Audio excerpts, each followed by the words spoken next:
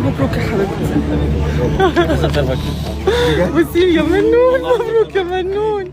نونا، نونا مبروك يا حبيبتي.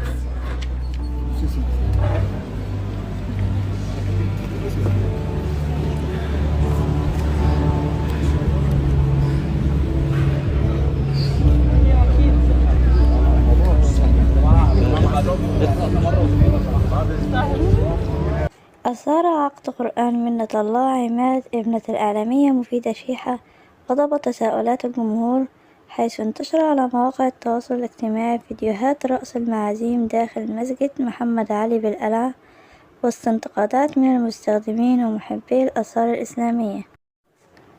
استاء عدد كبير من الجمهور من صور فيديوهات عقد قرآن ابنة الإعلامية مفيدة شيحة، وسرعان ما لقت الكثير من التعليقات التي أبرزها في المسجد: الله يسامحكم، هذا كله في المسجد، يا خسارة آثار مصر تحولت إلى ملاهي وصالة أفراح، انت لازم تعملي حاجة ضد القيم والدين. وقالت الإعلامية مفيدة شيحة عن استيائها من منتقدي عقد قرآن ابنتها خلال تقديمها برنامج التلفزيوني الستات المذاع على قناة النهار. قالت: محدش للحق يتدخل في الأسعار ولا دي بكام، ومش هيهمني أرد على أي هجوم أو نقد، ولو اتكرر الموضوع هرقص وهفرح ببنتي تاني. وقالت: اللي عايز يعمل حاجة يعملها، لا تعليق لأي شيء، ودول ناس من جوه مش سالكة وشكلكم وحش قوي.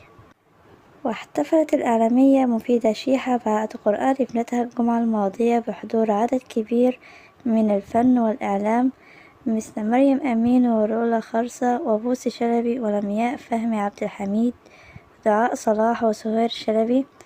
وظهرت علامات الفرحة على الإعلامية مفيدة شيحة، حيث شاركت فيديو عبر حسابها على الانستجرام وهي ترقص على أغنية أمورتي الحلوة، وعلقت وقالت: حبيبة أمها، حبيبتي وبنتي وأختي وصاحبتي وحياتي كلها.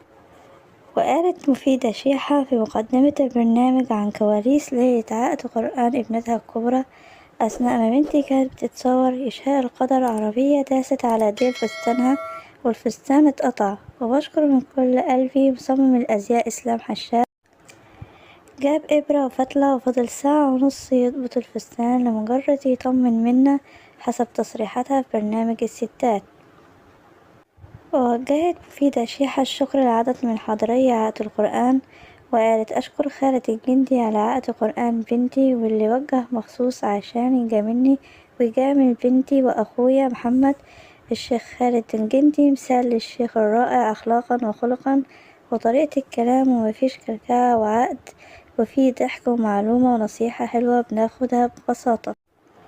وقالت: في مجموعة ناس عاوزة أقول لهم شكرا لأنهم شافوا منا وهي صغيرة، وحسيت إن معايا 50 أم.